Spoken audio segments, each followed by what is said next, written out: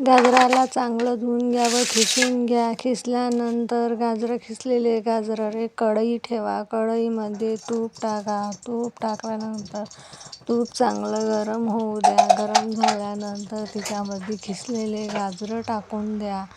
गाजरं टाकून दिल्यानंतर तिच्यामध्ये दूध टाका. दूध टाकल्यानंतर ते चांगलं एकजीव मस्त हलवून घ्या.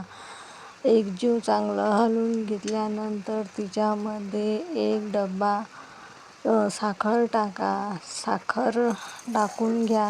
साखर टाकल्यानंतर परत तिच्यामध्ये चांगलं एकजीव चांगलं हलवून घ्या. एक चांगलं मस्त मुरेपर्यंत चांगलं हलवून घ्या. हे बघू शकता किती छान झाला.